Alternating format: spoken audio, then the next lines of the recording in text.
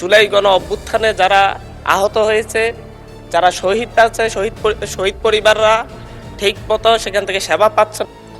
মাননীয় স্পিকার, জুলাই গণ অভ্যুত্থান অধিদপ্তর নামে একটা অধিদপ্তর হয়েছে ঠিকই, কিন্তু সেই জায়গা থেকে জুলাই গণ অভ্যুত্থানে যারা আহত হয়েছে, যারা শহীদ আছে, শহীদ পরিবাররা ঠিক মতো সেখান থেকে সেবা পাচ্ছেন না বলে বিভিন্ন পর্যায়ে অভিযোগ রয়েছেন।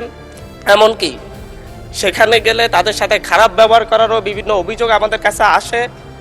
যেহেতু আমরা জুলাই গণ অভ্যুত্থানের নেতৃত্ব থেকে উঠে এসেছি, সেই জায়গা থেকে আমরা এই ব্যাপারে আমাদের মাননীয় মন্ত্রীর কোনো পদক্ষেপ আছে কিনা, এবং জুলাই অধিদপ্তর অনেক ক্ষেত্রে বলে তাদেরকে বাজেট প্রদান করা হয় না, অনেক ক্ষেত্রেই তাদের কাছে গেলে বলে তাদের কাছে বাজেট নেই।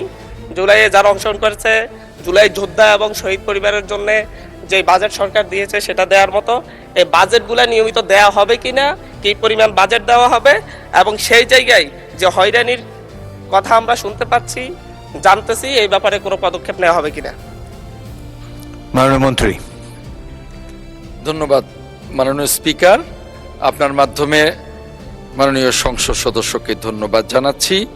আপনার মাধ্যমে মাননীয় সংসদ সদস্যকে জানাতে চাই, আমাদের সরকার, মাননীয় প্রধানমন্ত্রী জনাব তারেক রহমানের সরকার মাত্র 2 মাসও এখনো হয়নি।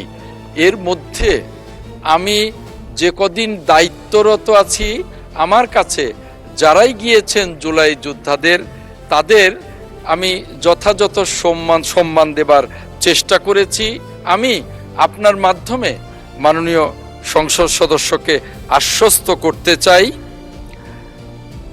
জুলাই যোদ্ধাদের যে সমস্ত সমস্যাগুলো আছে সেই সমস্যাগুলো সমাধানে মুক্তিযুদ্ধ মন্ত্রণালয় বা এই অধিদপ্তর যথাযথ কাজ করবে, এবং তার জন্যে যা যা করা দরকার তা করা হবে বলে আমি মাননীয় স্পিকার আপনার মাধ্যমে সম্মানিত সংসদ সদস্যকে আশ্বস্ত করছি। মাননীয় স্পিকার, আপনাকে ধন্যবাদ।